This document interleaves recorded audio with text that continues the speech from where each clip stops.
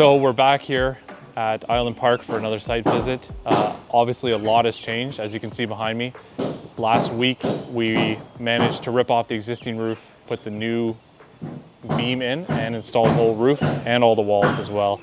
So we had a lot of productivity. It has been pouring rain all week and we've got tarps on the roof. Luckily the roofer's coming tomorrow. We should get a break in the weather so we get this place dried in, which would be huge for us. But right away you can see just the imposing scale of this addition. It is on the back of the house, so the original front of the house is still in the exact same shape it was. You can barely tell other than we got some scaffold up there. So the main important thing is that we've preserved the character of the house. It fits in the neighborhood well, but we've obviously added a ton of space on the back here. So let me take you upstairs, show you all the space we've added, show you how we did that, and I'll tell you what's coming up next. Let's go.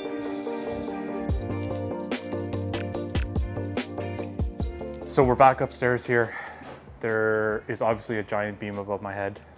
The delivery driver said it was the biggest beam he'd ever delivered to a residential site, so I guess I feel proud about that. So what we've done here is we've packed out the beam. You can see the threaded rod with the nuts on there, all spec'd by the engineer. It's allowed us to pack it out, and our trusses were all built and designed to fit that specific pack out. We have temporary supports in place. We do have to put HSSs on either side of the wall, but we wanted to get this beam in first so that we can measure exactly, because obviously steel doesn't shrink or expand based on how you want it, and we really can't just start jamming shims in there wherever we see fit. So the process was we packed out this beam down on the ground. We rented a crane last week. We lifted it in place, temporary supports all the way across. We distributed the load. It does weigh about 6,000 pounds plus the roof, so we wanted to make sure it was all spread out. We're picked up on some existing joists and some beams to make sure that we can spread that load out and make sure it's not crushing and possibly punching through the existing floor.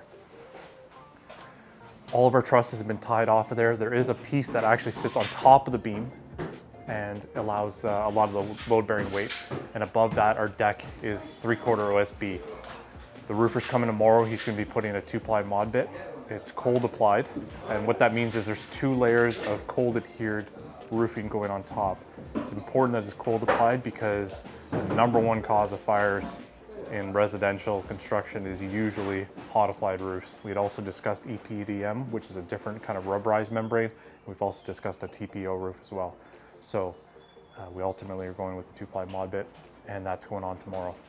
These are the existing roof joists over here. They're just 2x4s, and they've been cut on the angle. So what we're going to be doing is putting hangers on the existing side of that beam that's been packed out, and then it's properly tied in with both sides of our roof. So this beam is very important and obviously clear span. Now, if you look over here, you can actually see this is the existing ceiling height right here. It's actually a little bit lower, and what we're going to be doing is extending all these walls up to the top, and our new ceiling height is a 1/2 inch below the bottom side of that beam right there. So we want to make sure that we have as much ceiling height as we can. We're at 8.5 feet, which is, in a house this age, it's just very rare, which is really nice to have. But we wanted to make sure everything was set as high as we could to the ceiling to make sure that we could maximize the ceiling height, because who doesn't love higher ceilings? We did have an existing closet back here, and we've restored it now. So it's basically the exact same dimensions as it was before, and our existing bathroom has been kind of reframed. We ended up taking this wall down. It didn't extend all the way up the way we wanted to, so we just pulled it all down and restart it again. Everything's going back in the same locations as a cost savings measure. So we're just gonna have to do a little bit of plumbing rearrangement. Plumber just showed up actually, so we're getting going on that. Let me take you over to the addition there, and we're gonna show you the new layout of everything, how it goes. So we're here in the primary suite. We do have an ensuite bathroom. We do have our shower right here, little half wall. There'll be a curb installed here later. There's a double vanity, custom, right here, his and her sinks. And then we have our toilet right here. And we've already cored the hole right there, so you can see where that goes. We did have to plan our floor joist layout to accommodate it. So if you can see there, we just missed it exactly where we want to be. So that worked out just perfect. One of the unique challenges, I wouldn't say a challenge, is we have a linear floor drain here on this side. So we do have to make sure all of our floor joists are laid out properly ahead of time. So that was something we had to consider. We ended up buying an extra floor joist, rearranging the layout here just to make sure that everything worked out perfect. Over here, we've added our 2 windows, and the last minute client request was to add this other big window at the back here. So I think it brings a ton of space light in. We did have to double check. We do have a limiting distance issue. You're only allowed a certain amount of glazing or windows or doors on a wall of the house, depending on how the distance from the property line it is. And so we had to do a double check to make sure we're okay.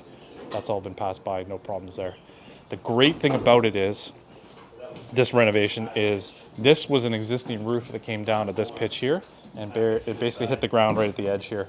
So this whole space was just trapped in an attic, and so we've been able to liberate it essentially, and now they have a beautiful walk-in closet without actually adding any square footage. It was just revealing it, which is great.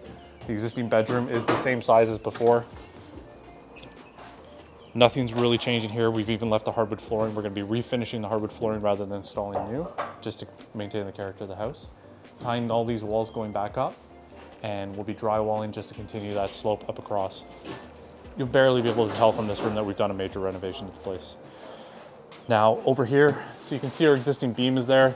We're going to bring an HSS down. We have a beam to come across as a header, and then there's 2 posts we have to carry all the way down to the foundation. So that'll be coming in early next week, and then we can pull our temporary supports out. All in all, this job's going really well. Plumber's here, HVAC guy's on his way. Electrician's coming tomorrow, I believe. By end of next week, we'll have all of our insulation done, ready for drywall. We'll be just motoring along on this, and before you know it, we'll be off to the next one. That's it for today, and I'll see you next time.